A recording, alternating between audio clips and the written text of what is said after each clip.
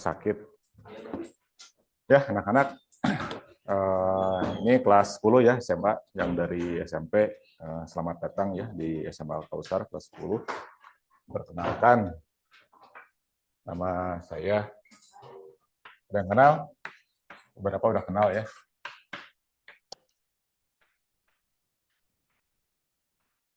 Bapak ngajar pelajaran ilmu-ilmu humaniora. Nah, mungkin di semester ini ngajar tentang sejarah, gitu ya. Jadi 1 tahun ke depan kalian akan bertemu dengan Pak Deden ya, belajar tentang sejarah. Nah, hari ini Pak Deden akan membawakan tentang Kapita Selecta ya, tentang ilmu humaniora. Humaniora gitu ya. Nah, ini ilmu humaniora.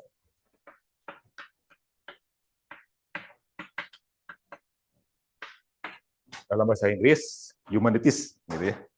Nah, ini ilmu humaniora itu. Makanya ini Pak Deden mengambil judul gitu ya, The Root of Humanities gitu ya. Akar atau hakikat atau apa ya? Apa itu humaniora gitu ya? Kita kurang lebih gitu ya. Hakikat ilmu humaniora itu apa sih sebenarnya? Gitu kan. Nah, di bawahnya ada kalimat ya, memahami masa lalu, membaca masa kini, dan membentuk masa depan dengan visi profetik. Gitu. Nah itu, nah, nanti kita bahas ya. Nah ini mungkin Pak Deden akan melihatnya dari etimologi. Etimologi itu adalah asal usul sebuah kata. Nah, humanities itu apa? Nah, dari humaniora ya. Humanities.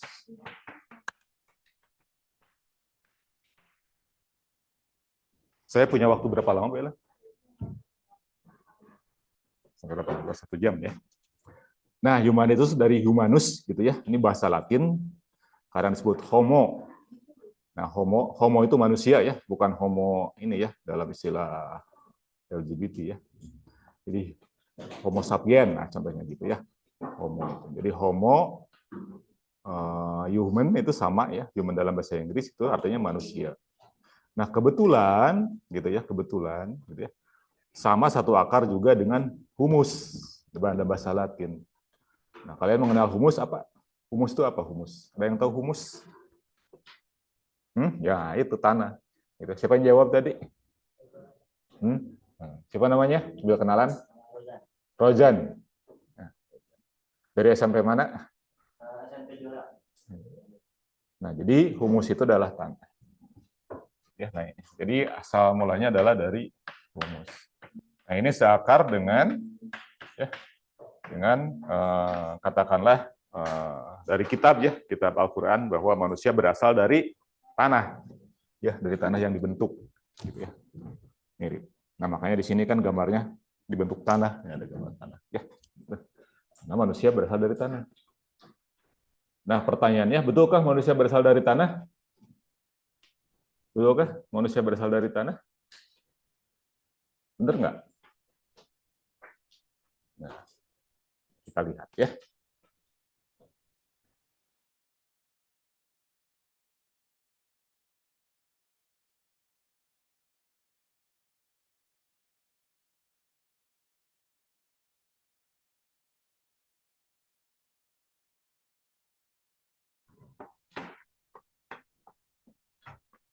Nah, para antropologi, nah ini udah mulai ya masuk antropologi. Antropologi itu apa?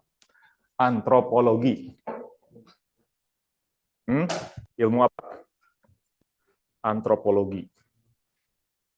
Jadi ilmu yang menyelidiki tentang suku bangsa ya, suku-suku yang terasing gitu. Jadi memahami bagaimana kebudayaan dan kehidupan suku-suku primitif. Nah, itu antropologi gitu ya. Nah, dalam ilmu antropologi gitu ya, para ahli itu gitu heran gitu ya. Kenapa gitu ya? Hampir semua suku bangsa di berbagai belahan bumi manapun gitu ya,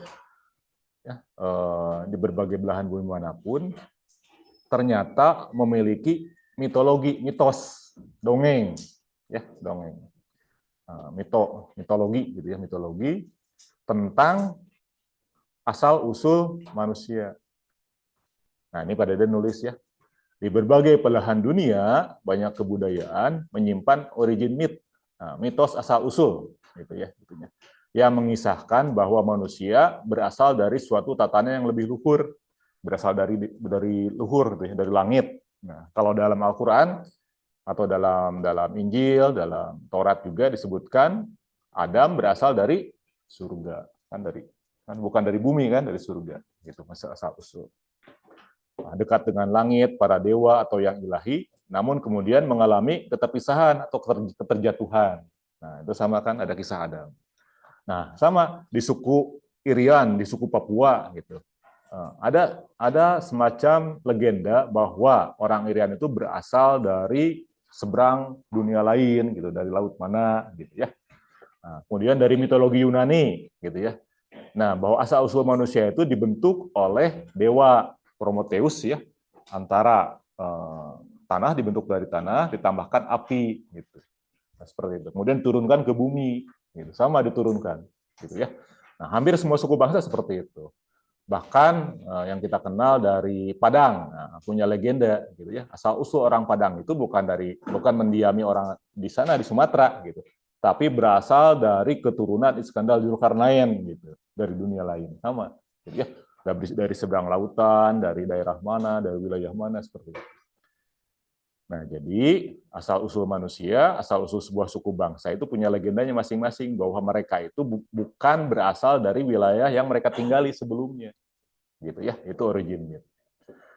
Kesamaan pola ini menunjukkan bahwa pencarian akan asal-usul dan kerinduan untuk kembali kepada rumah asal merupakan salah satu tema paling universal dalam sejarah kemanusiaan.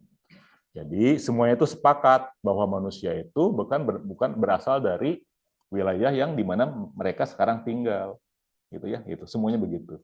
Jadi pengen kembali, ya ingin balik. Nah, kalau kita kan ingin balik ke surga, gitu kan. Nah, semua seperti itu, gitu ya. Saya ingin balik ke kalau ya legenda Mesir, gitu kan, ingin balik ke sebuah wilayah di bintang mana, gitu contoh gitu ya. Karena dia memandang bahwa asal usulnya berasal dari bintang Sirius misalnya gitu. Ya, itu contoh. Kalau Jepang dari dewa matahari gitu. Nah, pengen kembali gitu ya. Pengen kembali. Nah, itu disebut sebagai mitos asal usul. Nah, sekarang itu dari mitologi berbagai belahan dunia. Jadi ada mitos, gitu ada mitos, mitologi. Nah, tapi sekarang kita lihat ya dalam katakanlah sains gitu ya. Nah, katakanlah sains gitu. Nah, ini orang-orang yang bergelut di bidang biologi atau mungkin dalam bidang kajian sejarah prasejarah gitu melihat bahwa manusia itu berevolusi dari makhluk-makhluk sederhana tadi begitu kan cara pandangnya ya gitu berevolusi. Nah, ada yang disebut sebagai Australi ini kan Australopithecus, kemudian ada Homo habilis gitu kan, ada Homo erectus.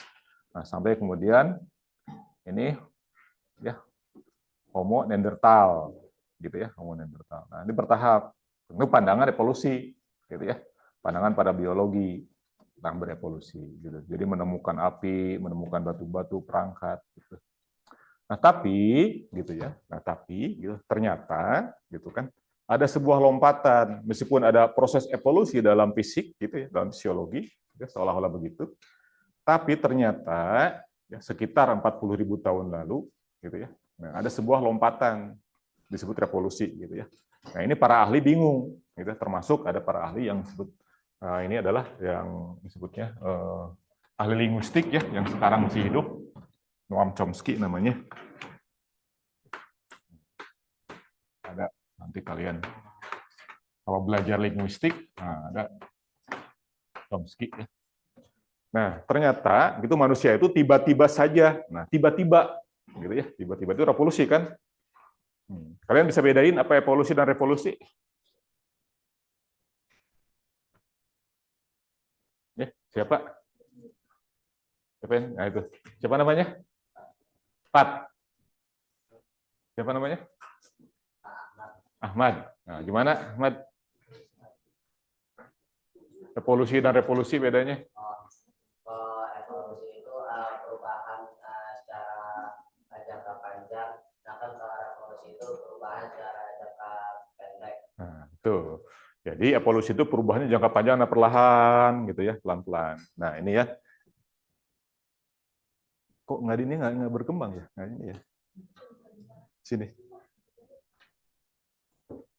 Ini nggak kelihatan ya. Sebentar.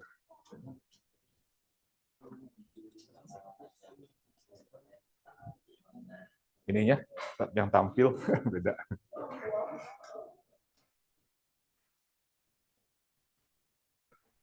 Nah, itu harusnya tampilnya itu.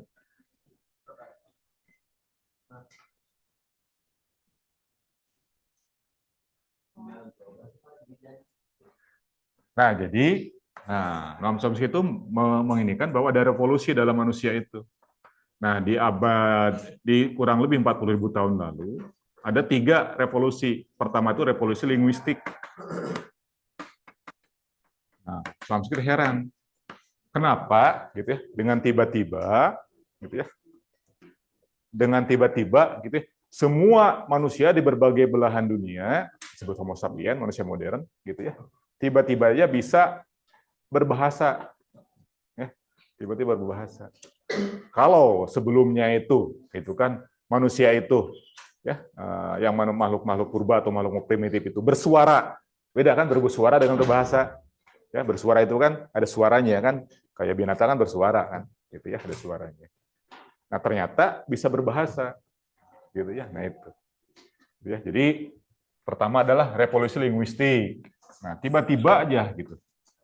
Dia bisa berbahasa.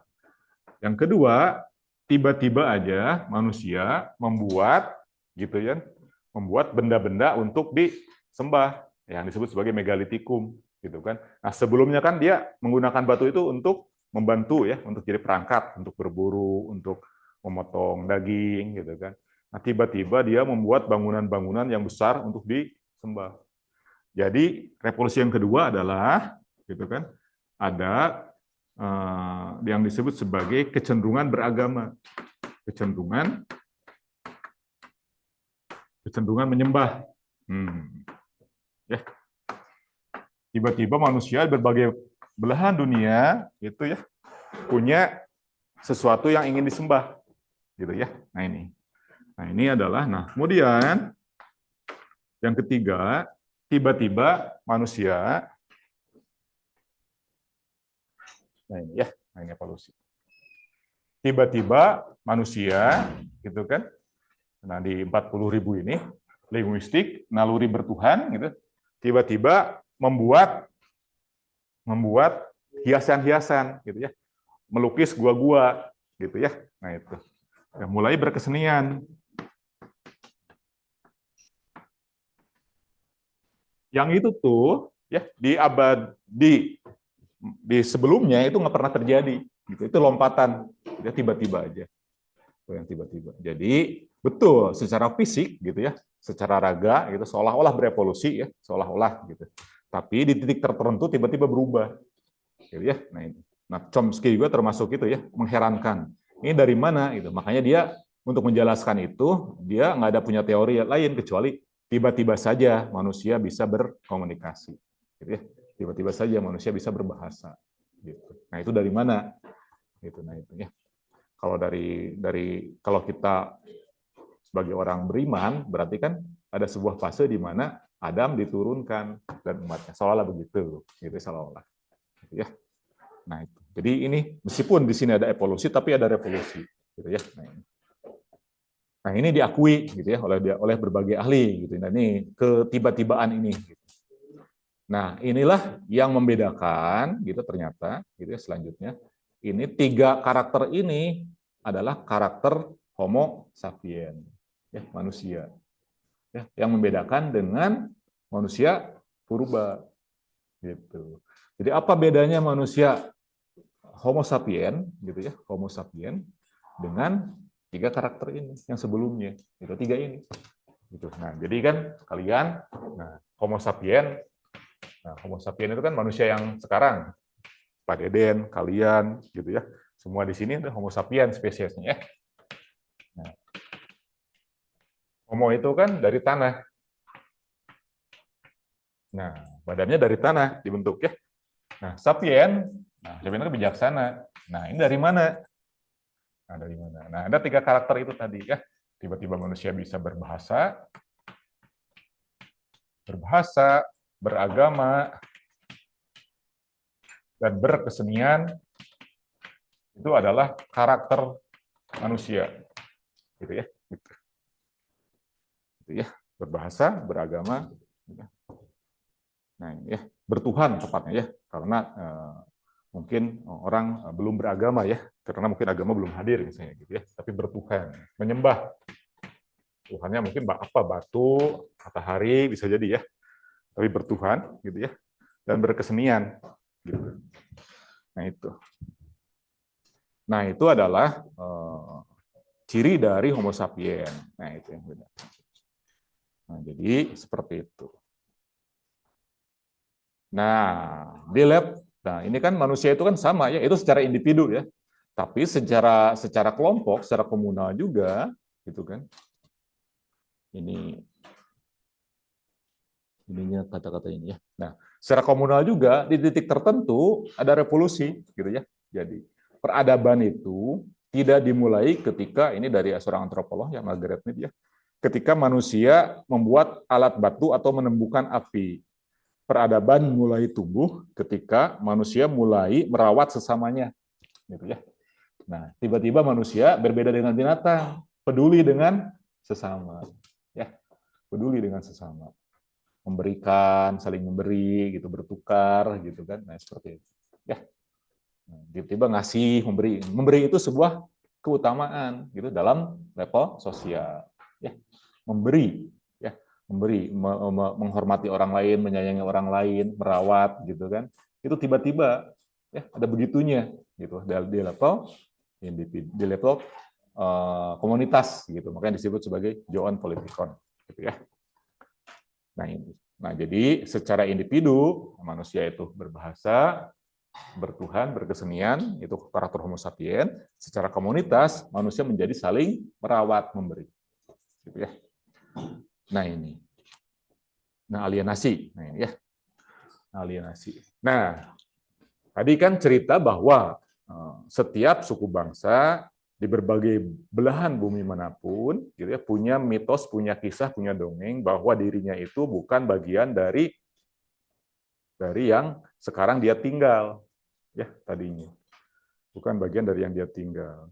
Nah, manusia itu merasa bahwa dirinya itu adalah asal usulnya itu dari tempat lain, gitu kan. Nah, itu dari merasa terasing, ya.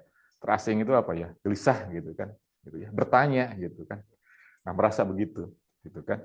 Nah, jadi di balik seluruh perjalanan, nah, pada saat itulah manusia mulai mengembangkan pemikiran mencari gitu ya, mencari makna, mencari hakikat dirinya, bertanya gitu kan. Jadi gelisah, kegelisahan, keterasingan, merasa asing gitu ya. Tiba-tiba terjebak di dunia ini, mulai bertanya, siapa saya? Apa itu manusia? Ya, apa usul-usulnya? Dari mana hendak kemana? Gitu bertanya. Kalau mati manusia itu kemana sih? Gitu, bertanya, gitu ya. Nah, terus apa yang mesti saya lakukan di dunia ini? Jadi bertanya begitu, gitu ya. Nah, bertanya begitu. Nah, mulailah dia mengembangkan dari kegelisahan, inilah lahir pengetahuan tadi ya, agama, filsafat, seni, sastra, ilmu pengetahuan, semuanya merupakan upaya manusia untuk menjawab pertanyaan yang sama. Mengapa aku ada di sini dan di manakah sebenarnya tempatku? Siapa aku? Nah, bertanya, gitu kan. Nah, yang disebut sebagai agama, filsafat, seni, sastra, sejarah gitu kan. Nah, itu adalah akar dari ilmu humaniora. Jadi apa tuh ilmu humaniora asalnya? Nah, itu bermula dari pertanyaan tentang hakikat dirinya sendiri, hakikat manusia. Ya, siapa aku?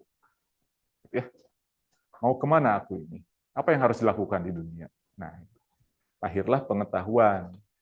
Pengetahuan itu sesuatu yang kita ketahui kan, gitu kan? Nah, manusia mulai menggali, mencari gitu, untuk menjawab pertanyaan-pertanyaan itu. Dari mana awal pertanyaan itu? Rasa terasing tadi, merasa dirinya bukan berasal dari tempat ini, gitu ya. Gitu. Nah, kan bertanya kan misteri gitu. Misterinya apa sih gitu manusia itu? Gitu. Nah, lahirlah ilmu-ilmu humaniora gitu ya. Gitu. Paham? Nah, gitu. Nah, jadi seperti itu. Nah, jadi Homo sapien itu gitu ya, ada 3 keutamaan. Homo religiosus gitu ya. Nah, ini adalah kecenderungan untuk bertuhan. Homo loquens adalah berbahasa. Homo aestheticus adalah berkesenian. Nah, ini semuanya itu yang menyiratkan bahwa manusia sebagai makhluk simbolik, Homo symbolicum ya. Ini ada teori dari seorang sosiolog antropolog ya, Ernst Cassirer gitu ya. Manusia itu adalah makhluk simbol. Dia senang simbol, membaca-baca simbol, gitu ya. Simbolisme gitu. Simbol. Ya. Nah, mulai merancang simbol-simbol gitu ya. Nah, ini. Nah, ini nanti asal mula dari simbol-simbol ini dari gambar-gambar ya. Nanti gambar-gambar berubah menjadi huruf-huruf. Nah, itu menjadi abjad gitu ya. Nah, simbol ini. Itu dari landasan peradaban. Nah, jadi keutamaan manusia itu 3 itu, gitu ya. Nah, seperti itu. Sampai sini paham? Oke ya, lanjut ya anak-anak. Nah, ini gitu ya. Ini Pak Deden. Ya, ini bahwa pertama dari keterjatuhan, keterasingan hingga lahirnya pengetahuan. Gitu ya. Nah, jadi manusia keadaan asal tadinya di surga, di sebuah tempat ya tertentu, kemudian jatuh terputus gitu ya. Setiap suku bangsa punya mitologinya sendiri, gitu ya. Terasing, kemudian dia mencari makna. Nah, kemudian ada refleksi dan eksplorasi upaya memahami, gitu ya, mengembangkan pengetahuan, maka lahirlah pengetahuan. Oh, manusia itu ternyata berasal dari apa, gitu ya. Nah, ada yang menjawab secara sains, ada yang menjawab secara mitologi, ada yang menjawab secara apa itu, ya, gitu. Gitu. Itu asal mula pengetahuan. Nah, pengetahuan itu kemudian dikelompokkan ke dalam 3, ya. Nah, formal, science, dan humaniora. Nah, formal itu adalah bagaimana cara berpikir. Nah, ini logika, matematika, statistika, algoritma, gitu ya.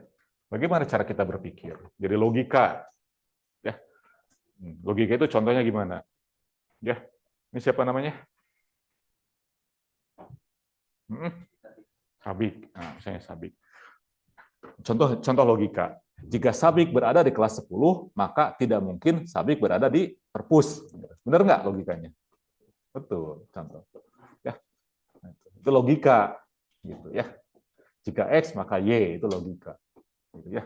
Nah itu. Nah kemudian logika itu kan di sini, ya nggak ada itunya, gitu ya. Logika itu di sini, di abstraksi.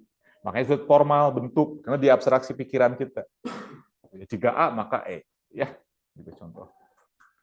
Nah, jika benda dilemparkan, maka akan jatuh ke tanah. Itu sebuah logika.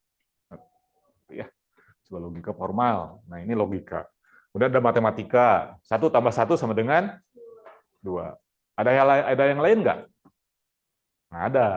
Dalam konstruk bilangan desimal, misalnya 1 tambah 1 selalu 2. Gitu ya. Nah, statistik sama, algoritma sama. Yang menjadi dasar-dasar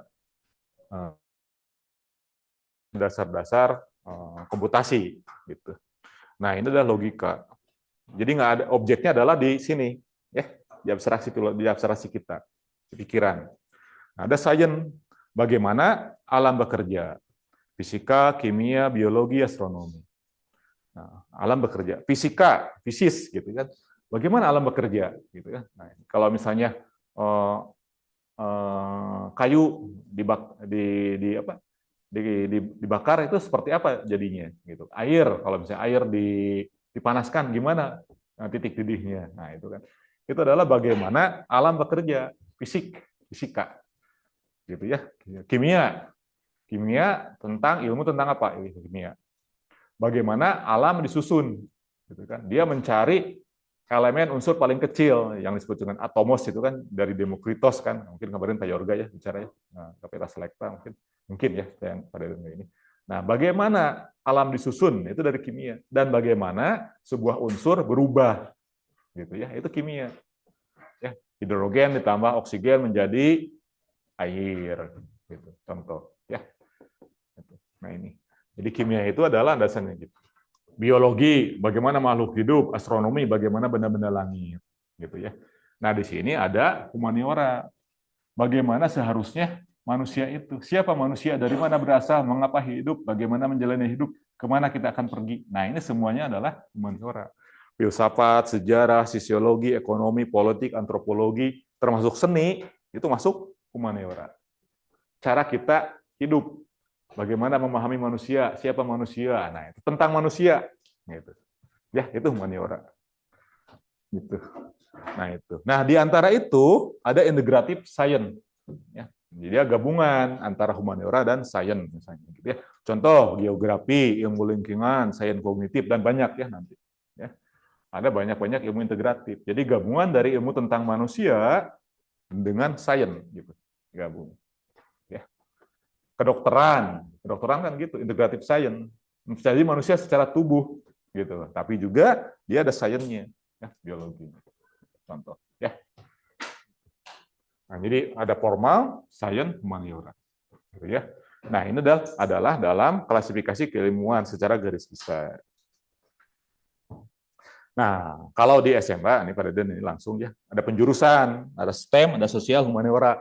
Jadi yang tadi ilmu formal dengan saya disatuin. Apa itu STEM? Ada yang bisa jawab? STEM itu apa? Science? E-nya apa? Engineering, M? Matematika. Ya. STEM. Science, teknologi, science, apa? Engineering, matematika. Ya.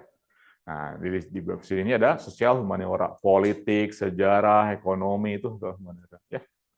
Nah, itu penjurusan. Nah, mungkin nanti kalian ada di penjurusan ya, ada IPA dan IPS. Nah, disederhanakan STEM menjadi IPA, sosial humaniora menjadi IPS. Gitu. Sosial, padahal sebenarnya inti dasar humaniora itu adalah tentang manusia dulu.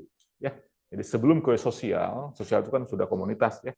Nah, tapi pertanyaan-pertanyaan dasar tentang apa itu manusia, siapa manusia itu dari humaniora, akar dari ilmu humaniora. Gitu ya, anak-anak.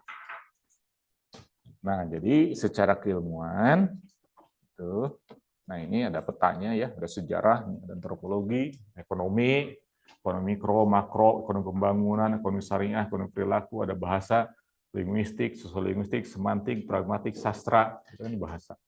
Sejarah, ada sejarah nasional, sejarah dunia, historiografi, gitu kan. Nah di sini ada filsafat, ini sebenarnya filsafat ya, estetika, logika, etika, epistemologi, metafisika. Ini filsafat. Antropologi budaya, sosial, fisik, etnografi. Ada sosiologi, sosiologi umum, sosiologi keluarga, sosiologi politik, sosiologi ekonomi, sosiologi hukum. Ada ilmu politik, psikologi, seni dan budaya, seni rupa, seni pertunjukan, musik, nah termasuk humaniora. Nah, ada kemudian ilmu komunikasi, ekonomi, gitu ya. Nah, ini semuanya adalah rumpun dari ilmu humaniora. Gitu. Nah, jadi titik berangkat, ulangi lagi, titik berangkat dari ilmu humaniora adalah tadi ya, bagaimana manusia itu. Humaniora mengajarkan untuk memahami makna, menemukan nilai, dan menciptakan manusia yang lebih manusiawi, gitu ya. Nah ini. Jadi karena dia bagaimana harus memandang manusia, gitu ya tadi intinya. Ya. Humaniora. Balik lagi tadi ya. Nah ini jadi mana tadi? Salah. Nah ini ya. Nah, jadi humaniora itu bagaimana menjadi manusia? What does it mean to be human? Gitu ya. Siapa manusia? Dari mana berasal? Nah ini humaniora. Ya. Kemana kita akan pergi? Nah ini pertanyaan-pertanyaan dasar. Oke, nah ini pohon dari ilmu humaniora. Nah sekarang pertanyaannya, gitu kan? Nah terus gitu ya. Kenapa sekarang keilmuan itu berbeda-beda ya? Banyak sudut pandang, gitu kan? Ada yang memandang manusia itu sebenarnya mati ya mati aja, gitu kan? Ada yang memandang bahwa manusia itu ada surga dan neraka, ada yang bilang bahwa manusia itu kalau mati terlahir kembali. Nah, itu banyak beda-beda kan, gitu ya, beda-beda. Termasuk dari sains pun gitu beda-beda. Nah, itu tuh dari mana asalnya? Nah, itu makanya kita kenal sebagai paradigma keilmuan, paradigma pengetahuan, ya. Paradigma, ya. Apa itu paradigma? Nah, paradigma itu adalah cara pandang, sudut pandang. Ya. Cara pandang, sudut pandang antara kerangka berpikir. Ya. Kerangka berpikir, paradigma. Nah, kenapa ada banyak, nah misalnya gini, contohnya apa ya? Nah, misalnya gini, di kelas ini ya, kelas ini.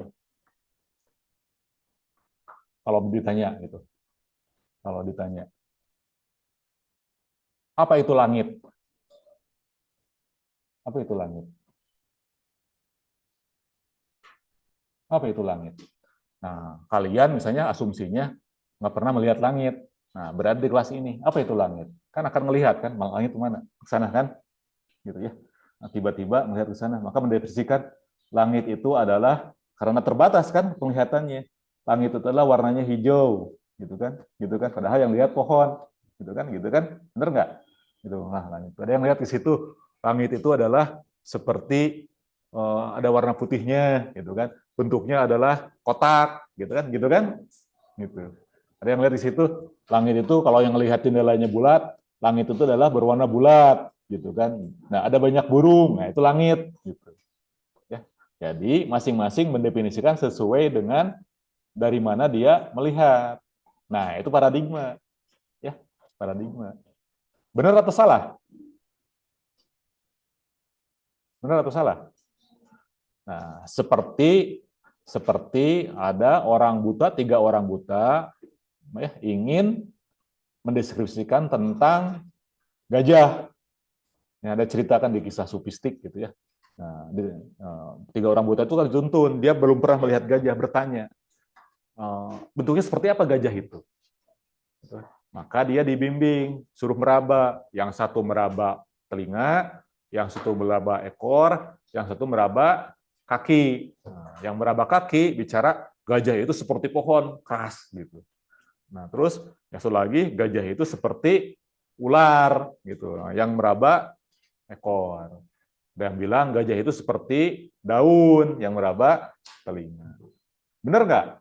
Benar. Tapi dari sudut pandang masing-masing. Nah, itu paradigma. Ya, paradigma. Nah, jadi manusia ini gitu kan, ketika ingin memahami siapa dirinya, ya, dari mana berasal, apa, itu tuh punya keterbatasan. Punya keterbatasan dalam berpikir. Nah, karena yang dilihat, yang dipertanyakan adalah tentang hakikat. Gitu. Nah, maka jawabannya itu akan bergantung sudut pandang, itu sebagai paradigma. Ya, paradigma. Nah, dalam keilmuan juga begitu. Ya, ada paradigma sosiologi, paradigma itu apa aja. Gitu. Nah, ini paradigma keilmuan itu. Nah, ada yang memahami realitas sebagai positivistik, gitu ya, positif tadi ya. Positif itu ya paradigma itu apa adanya, gitu. Manusia mati ya mati langsung, gitu ya. Gitu. Contoh itu positivistik, gitu ya. Ini simpelnya ya. Ada yang hermeneutik, diinvestasikan, dia bermain dengan simbol-simbol. Nah, ada yang kritik gitu. Ya, ada yang kritik. Nah, mungkin nanti di kalian kalau menekuni ilmu sosial akan paham gitu ya. Ada yang tersusun bahwa realitas itu, kenyataan itu tersusun dari struktur gitu ya. Nah, ada yang fenomenologi. Nah, fenomenologi itu adalah realitas pengalaman itu adalah subjektif. Gitu. Masing-masing punya kebenaran masing-masing, gitu, subjektif. Nggak ada hakikat kebenaran. Contoh, gitu ya. Nah, itu jadi setiap orang itu punya nanti akan dikelompokkan ke dalam aliran-aliran besar, gitu, paradigma. Ada yang paradigma positivistik, ya tadi. Apa yang nyata, apa yang nampak, apa yang terindra, gitu ya. Apa yang terindra. Jadi semua yang tidak terindra adalah nggak ada, gitu. Jadi, dia nggak percaya hantu, Tuhan, itu positivistik. Karena nggak terlihat, nggak terindra, gitu ya. Gitu. Nah itu seperti itu. Nah di situ ada satu yang nyempil pada kasih garis merah, ada yang disebut paradigma profetik, gitu ya. Paradigma profetik. Nanti akan kita jelaskan. Nah jadi kalian nanti belajar humaniora itu akan ada banyak teori tentang manusia.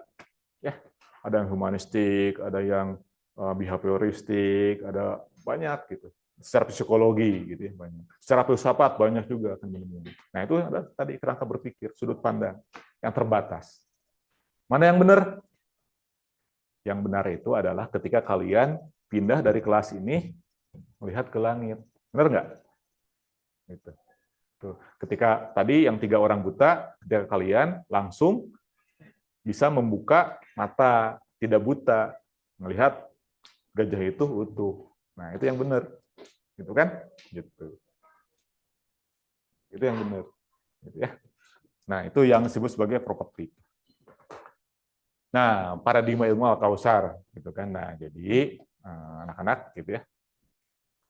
Nah, karena kita ingin belajar banyak gitu ya, kayak itu, kita harus punya kerangka yang benar. Nah, setiap pendidikan kita mengenai pengetahuan itu diikat oleh sebuah kerangka berpikir. Nah, di al-kausar itu apa sih kerangka berpikirnya? Nah, pertama kita punya visi pendidikan penghidup jiwa. Nah, manusia ini, sapien ini, ya, ini asalnya dari jiwa atau nafs. Ya. Nah, manusia itu, nah mungkin di awal di hari pertama Pak PI ya, bahasa PI menerangkan tentang apa itu jiwa. Nah, itu. Jadi keterasingan kita itu, ya, keinginan kita, kegelisahan kita itu karena kita dibentuk oleh ada yang ditanamkan dari alam lain, disebutnya alam malakut, yaitu jiwa itu. Ya. Kemudian disatukan dengan tanah menjadi kita. Jadi kita itu ada aspek buminya, ada aspek langitnya, spiritualnya, itu jiwa. Ya, yang tadi, yang itu. Ya, sapien. Nah, itu asumsi itu. Nah, kemudian, nah di sini penghidup jiwa. Nah, kenapa jiwa harus hidup? Untuk memahami kebenaran secara utuh. Yang tadi itu. Kalian hidup itu, ketika hidup, gitu ya, jiwanya hidup, maka matanya menjadi terbuka melihat gajah menjadi lebih utuh. Gitu. Ya, ketika jiwa hidup, maka kalian tidak memandang langit hanya sebatas fenomena-fenomena di sini, tapi bisa keluar dari kelas melihat ke langit. Oh, gitu langit tuh. Gitu. Ya, gitu. Nah, itu jiwa hidup. Gitu. Nah, jadi prinsip filosofi keilmuan humaniora berdasarkan paradigma profetik itu. Ya, itu paradigma profetik. Nah, profetik itu pertama ya, bahwa manusia terbangun dari aspek material dan aspek spiritual yang bernama jiwa. Gitu ya. Yang ditanamkan ke dalam satu diri insan. Pertama itu. Nah, tugas kita itu adalah itu berbasis fitrah yang kalian harus menemukannya, gitu ya. Nah, nanti profil lulusannya itu adalah sidik, amanah, patoneh, dan tabligh. Jadi visi profetik ini, gitu ya. Nah, itu jadi pengikat bagaimana seorang ketika kita belajar ilmu-ilmu humaniora. Nah, jadi ada satu paradigma yang namanya profetik. Nah, itu dari mana profetik itu? Nah, jadi profetik ini, nah ini profet dalam bahasa Inggris artinya adalah rasul. Rasul. Jadi semua tentang teori tentang manusia di mana berasal, apa itu manusia, kehidupan seperti apa, itu seharusnya adalah mengikuti ajaran para rasul. Gitu kan. Nah, bedanya apa para rasul dengan tadi ya? Nah, para rasul itu mengajarkan tentang wahyu, apa-apa yang diturunkan oleh Tuhan, dari Tuhan, gitu kan. Jadi semua pengetahuan kita itu sumbernya itu bukan sekedar mitologi atau dongeng atau sekedar sains, tapi dari wahyu, gitu ya, gitu. Dari mana manusia berasal, mau kemana, apa itu hakikat kehidupan, gitu ya, apa yang harus dilakukan di dunia, itu berdasarkan petunjuk. Nah, itu petunjuk. Nah, jadi ketika manusia bingung mempertanyakan siapa aku, di setiap peradaban, di setiap waktu, sampai sekarang, dari dulu sampai sekarang, hari ini, selalu ada rasul-rasul yang mengabarkan, merisalahkan, gitu ya, menceritakan berdasarkan petunjuk dari Tuhan, dari Allah, gitu kan. Nah, manusia itu harus seperti apa, harus gimana, gitu kan. Nah, itu gitu ya. Gitu. Jadi semua tuntunan keilmuan kita, gitu ya, nah, dalam paradigma di sini di Al-Kautsar berdasarkan risalah, itu profetik, ya, profetik. Nah, gitu ya. Nanti kalian akan belajar filsafat, misalnya ya, akan belajar psikologi, akan belajar banyak hal. Tapi yang di sini, gitu, jangkarnya itu, akarnya itu adalah dari wahyu, dari wahyu. Itu profetik. Nah, termasuk tadi pendidikan itu bagaimana menghidupkan jiwa tadi, ya, bagaimana jiwa hidup dan lain-lain mungkin nanti akan diajarkan di PAI ya, gimana lah gitu. Nah, itu yang harus mewarnai ilmu-ilmu humaniora, gitu ya, sejarah gitu. Nah, jadi visi profetik itu, nah ini ya, profetik itu berasal dari profet yang secara literal bermakna rasul. Karena ini menyiratkan sebuah gagasan kemisian para rasul, gitu ya. Nah, maka sebenarnya yang paling tepat adalah bicara arah atau transformasi umat yang dibangun. Jadi titiknya itu. Kita berdasarkan ilmu yang berdasarkan sebagai yang dibawakan oleh Rasul. Nah, ini yang kemudian karena kita seorang Islam, maka kalau Rasulnya orang Kristen, nggak bisa ya, Nabi dan Rasulnya. Kalau Nabi Rasulnya yang lain, nah karena kita itu adalah Rasulnya Muhammad SAW, maka karakter lulusan Al-Kautsar harus sesuai dengan karakter atau sifat seorang Rasulullah. Apa itu? Sidik, amanah, fatwanya tabligh. Ya, nah ini diikatnya begitu. Ya. Jadi kalian akan belajar tentang manusia dari berbagai teori ya, psikologi apa-apa, tapi tetap ketika ini baliknya itu adalah di sini berdasarkan wahyu. Itu diajarkan di Al-Kautsar, gitu ya. Karena seusaha apapun gitu, manusia memahami dirinya sendiri, kalau jiwanya nggak hidup, gitu, akan selalu cenderung salah memahami. Ya, seperti tadi kisah bagaimana seorang buta ingin memahami tentang gajah, atau orang-orang di kelas ini ingin tahu tentang langit, tapi nggak pernah bergerak keluar ruangan, gitu. Ya, nah jadi kebenaran itu hanya terjadi ketika jiwa hidup. Ya, jiwa hidup dan jiwa tumbuh itu yang kemudian ya dipupuk lewat pendidikan. Nah ini pendidikan berbasis fitrah, gitu ya anak-anak ya. Nah ini 3 pilar profetik ini pada DN ini ya, pada DN skip.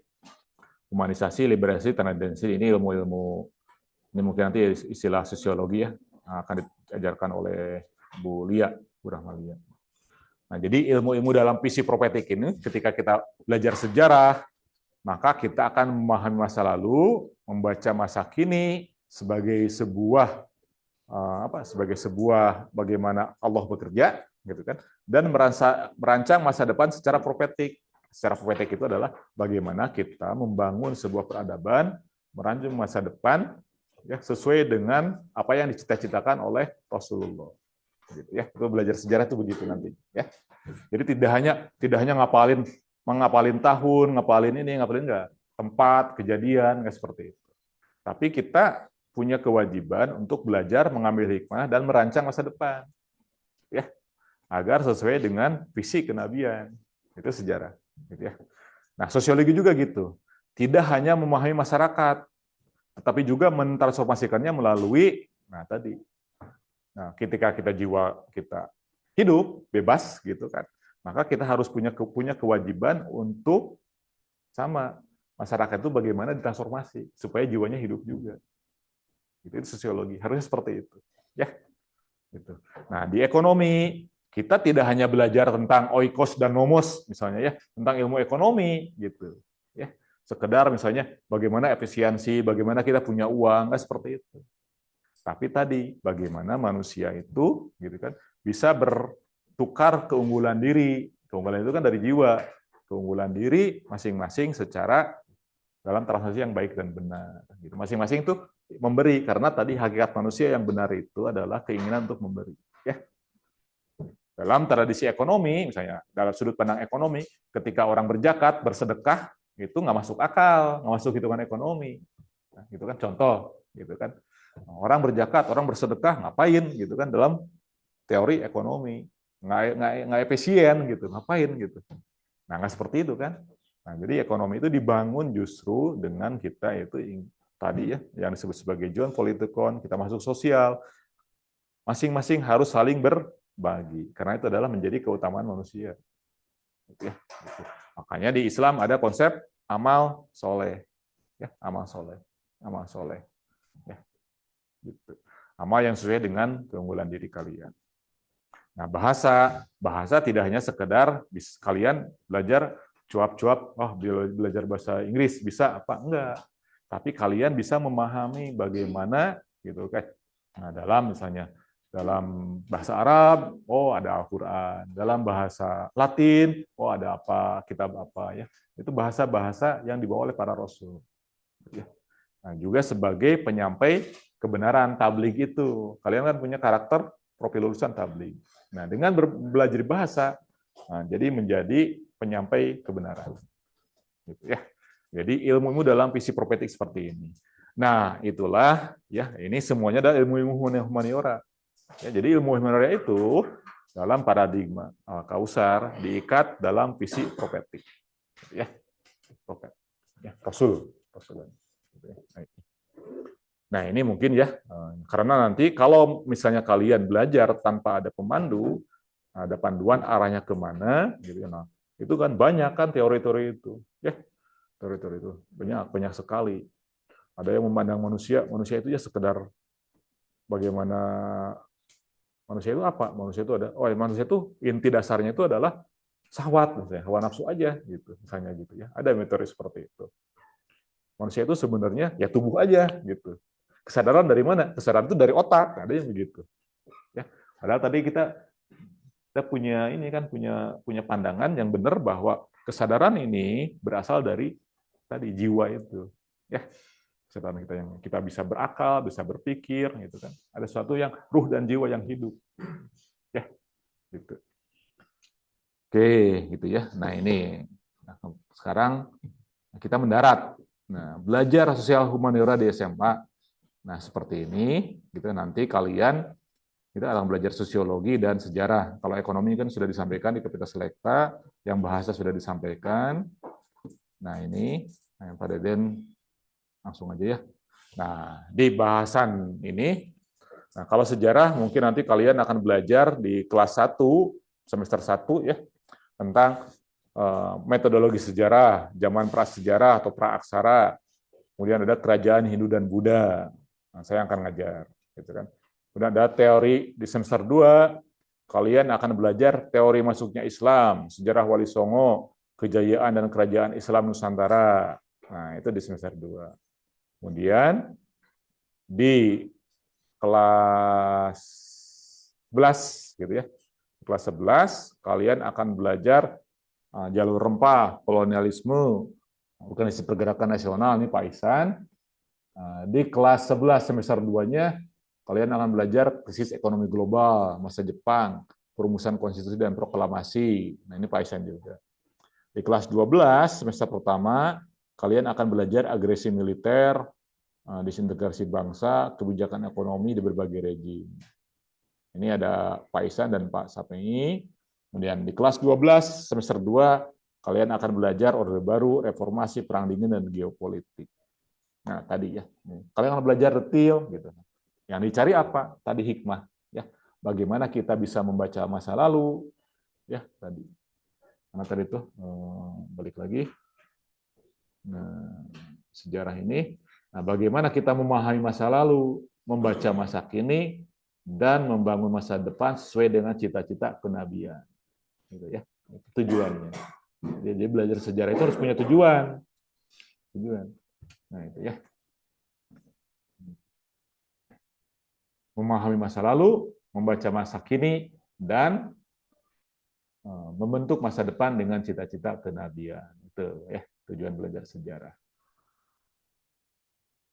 Nah, kemudian di sosiologi, nah ini kalian di kelas 10 semester pertama akan belajar hubungan sosial, identitas diri, tindakan sosial, nilai dan norma lembaga sosial. Ini sangat sosiologis ya, apa-apa nanti kan gitu ya, kalian belajar, tapi harus mengkritisi gitu ya.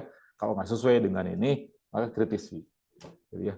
Kemudian ada kelas 10 semester 2 ada sejarah sosiologi, paradigma dan tokoh klasik. Nah, ada paradigma, kerangka pikir ya tadi ya. Paradigma ini ceritakan ya. Diferensiasi stratifikasi sosial. Kemudian di kelas 11 semester 1 akan belajar kelompok sosial, penyimpangan, pengendalian sosial, manajemen konflik. Nah, kemudian di kelas 11 semester 2 kalian akan belajar dinamika kebudayaan populer, masyarakat multikultural di Indonesia. Kemudian di kelas 12 semester pertama kalian akan belajar metodologi pendidikan sosial, perubahan sosial, modernisasi, globalisasi, era digital, tahapan pemberdayaan masyarakat dan lain-lain. Ya, itu. Nah, ini adalah katalog ilmu-ilmu sejarah dan sosial. Pak Deden tidak mencantumkan ekonomi dan linguistik ya, bahasa dan seni mungkin ya, karena itu mungkin disampaikan di masing-masing. Kebetulan Pak Deden bertugas membawakan tentang sosiologi dan sejarah.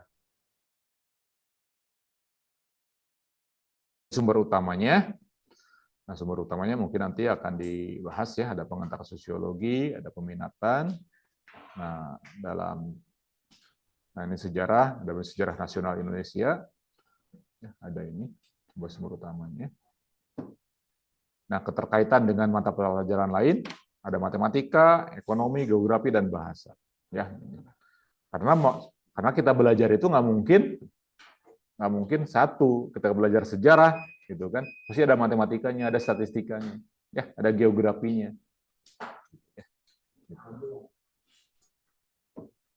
Nah, keterampilan yang dikembangkan berpikir kritis, analisis sosial, kepekaan budaya. Ini ya. Nah, ini. Nah, terus pertanyaannya diskusi. Nah, itu ya. Nah, itu ke depan akan belajar. Ini masih ada 15 menit. Nah, sekarang habis. Nah, karirnya apa? Karirnya pekerjaan apa sih gitu ya? Pekerjaan dari humaniora. Menurut kalian kerjanya apa? Apakah setiap orang harus belajar ilmu humaniora? Menurut Pak Deden, harusnya setiap manusia itu, setiap orang harus belajar humaniora karena harus memahami tentang dirinya. Benar nggak? Gitu. Betul. Ya. Di profesi apapun itu harus memahami ilmu humaniora. Gitu. Nah, harus terus menggali. Nah, makanya di sini syarat kalian untuk belajar itu harus selalu menggali ya. Membaca. Pak Deden sengaja ya ini baca buku ya. Ini contohnya ya, Chomsky yang tadi ya tentang bagaimana linguistik. Dia ini ada bukunya nih, How the World Works gitu. Bagaimana menganalisis dunia bekerja secara politik. Dia masuk ke dalam politik dan linguistik, gitu kan.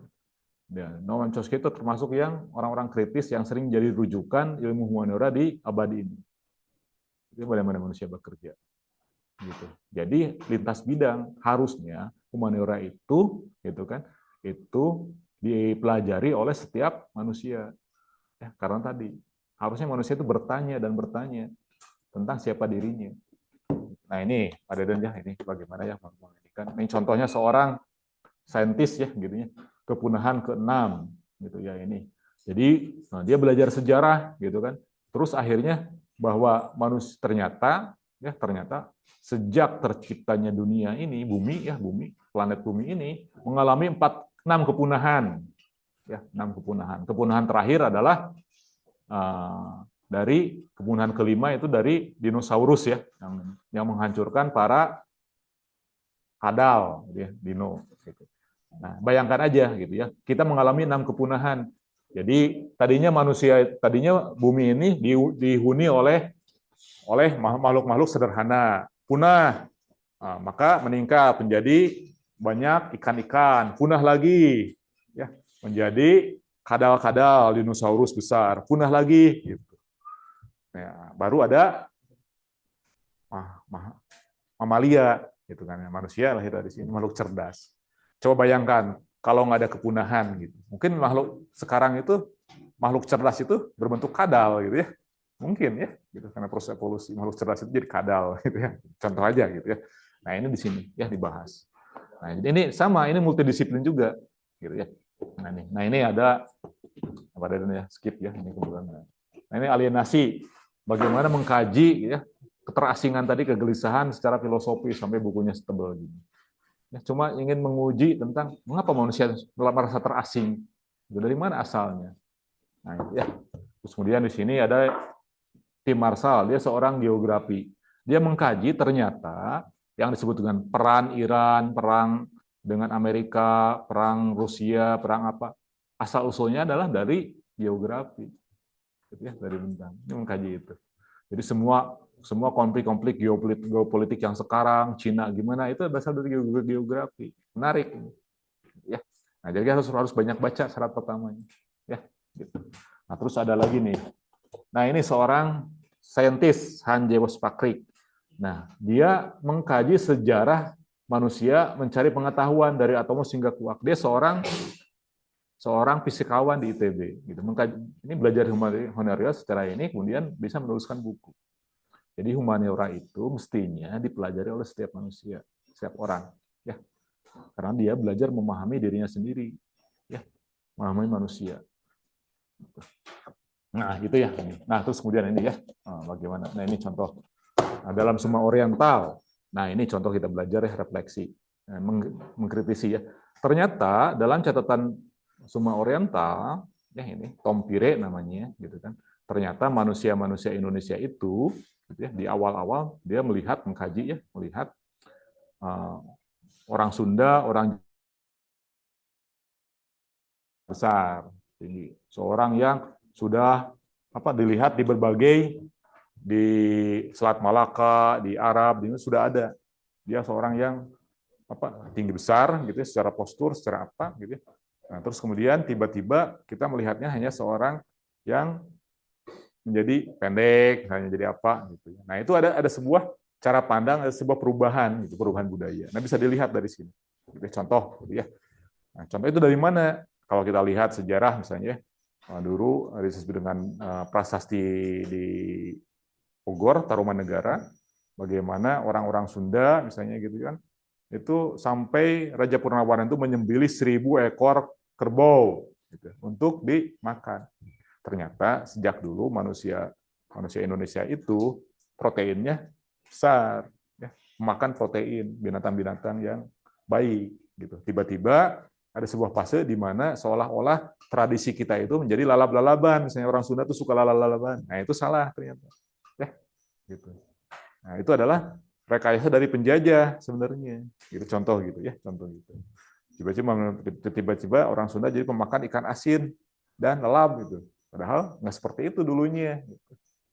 Gitu kan? Nah, itu contoh. Ini bicara ini ya, bicara kebetulan ya, Piala Dunia. Halan itu kan tinggi besar gitu, pemakan protein. Nah, orang Indonesia juga seperti itu dulunya dalam sejarah ini. Gitu ya. Nah, sejarah ini ada rekayasa penjajah gimana seperti itu. Nah, itu kan jadi kritis kita itu, bisa berefleksi, punya ngambil hikmah. Nah, harus menentukan ke depan. Jangan terpapar misalnya kita harus melestarikan tradisi, makannya makan lalap sama sambal aja misalnya. Enggak lah. Pagi-pagi kalian harus makan sarapan ikan misalnya, sarapan telur misalnya gitu. Itu contoh-contoh ya, bagaimana kita memahami realita gitu ya, itu contoh. Contoh aja, itu salah satu ya pada dan cerita. Nah, terus bagaimana kita dibodohi oleh penjajah, bahwa dulu itu kalau tanpa orang Belanda, tanpa penjajah, pakai menjadi orang bodoh. Enggak. Dalam sejarah ini bicara, dulu kita punya orang-orang pintar, kecerdasan orang Jawa gitu. Ya, cerdas-cerdas dulu. Nah, itu pentingnya kita terus menggali belajar. Ini banyak buku-bukunya di perpus ya. Nah, kalian harus menjadi seorang yang gemar pengetahuan tadi.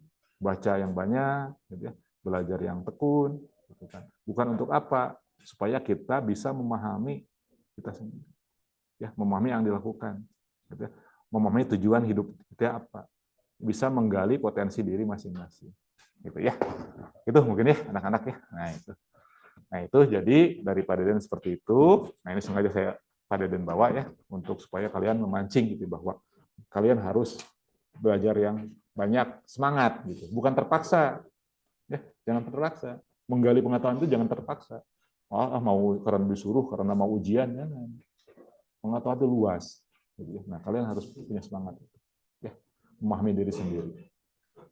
Oke, itu ya anak-anak. Ada pertanyaan? Mungkin satu atau dua pertanyaan.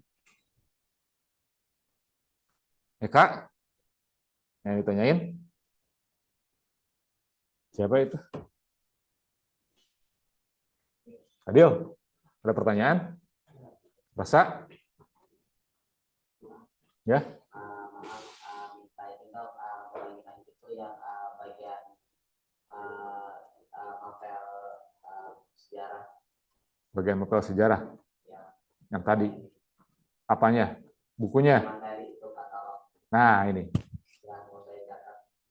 Nah, itu nanti dikasih aja, ya, nggak usah dicatat pada dan kasih, ya, ke Google Kelas. Ini materinya akan kasih pada dan kasih. Karena kalian akan dapat semua katalog akan dapat, ya. Jadi semua katalog keilmuan, ilmu yang akan dipelajari kalian akan dapat. Kalau dalam bentuk buku ya kalau nggak salah ya. Ya, jadi nggak usah dicatat lah. Ya. Oke, ada pertanyaan lagi? Sebelum ditutup. Siapa namanya? Namanya siapa? Perkenalan. Ya. Sabila. Itu? Natasha. Ini? Siapa namanya? Bambang. Bambang. Putra siapa? Putranya Pak Bambang. Oke. Bambang ya. Baru Pak kenal ya Pak Deden. Oke, kalau misalnya nggak ada pertanyaan, mungkin gitu ya, sekian dari Pak Deden. Jadi kalian belajar tadi ya, pertama, apa itu humaniora? Ya jangan lupa tadi ya. Nah, di sini ya. Nah, tentang manusia, ilmu tentang manusia. Ya. Sains, bagaimana alam bekerja. Ya. Formal, bagaimana cara berpikir. Ya,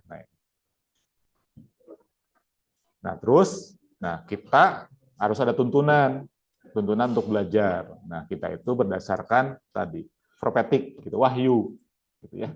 Nah, tuntunannya itu. Jadi kita tidak menselisihi apa yang disampaikan oleh Rasulullah, gitu kan itu. Itu dipelajari. Makanya di sini sebagai sekolah Islam, yaitu yang jadi pengikat, ya. Oke, mungkin ya, gitu ya anak-anak ya, daripada Deden. Seperti itu. Nah, mungkin nanti insya Allah ke depan kita akan bertemu di pelajaran-pelajaran pertama. Gitu. Mungkin Pak Deden nanti akan dibantu oleh Pak Hendra ya, insya Allah. Gitu ya. Tidak hanya Pak Deden yang ngasih, gitu ya. Ada Pak Hendra juga bagiannya. Tapi kurang lebih begitu ya. Ini secara ini prinsip ya, bagaimana humaniora itu. Kita tutup ya. Hatur nuhun semuanya. Assalamualaikum warahmatullahi wabarakatuh. Terima kasih Pak.